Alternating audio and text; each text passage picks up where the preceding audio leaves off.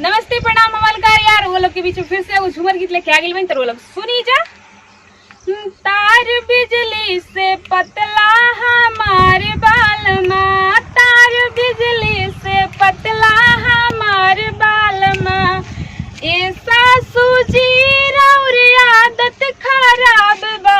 ए सासू जी रौरी आदत खराब बा, तो बेटा कही कही पुकरलू हमार बालमा, बेटा कही कही पुकरलू हमार बालमा, तार बिजली से पतला हमार बालमा, तार बिजली से पतला हमार बालमा, एगो तीन जीरा रे आदत खराब बा,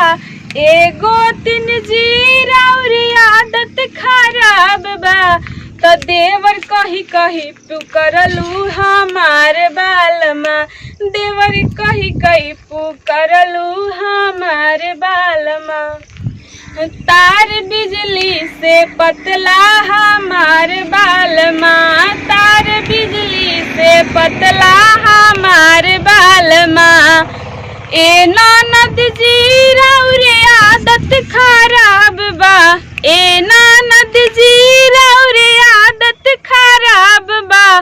तो भैया कही कही पुकरलू हमार बालमा,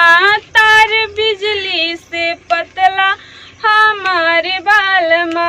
तार बिजली से पतला हमार बालमा, तार बिजली से पतला हमार बालमा। नमस्ते प्रणाम अमलकार यार,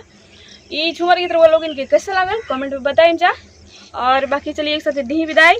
और ये रिक्वेस्ट बाटे कि रउआ लोग इनके प्यार दुलार कम हो गई बा, तो अगर वीडियो अच्छा ना लागो थे, गीत अच्छा ना लागल हो, तो कमेंट करके बताएं जा कि रउआ लोग के गीत कैसन पसंद बा, कैसन चाहिए, तो हम उसन बनावे के कोशिश करम, गावे के कोशिश करम। और बाकी एक साथ दी विदाई, अगला वीडियो में फिर से मिला जाए। जय हिंद, जय भारत।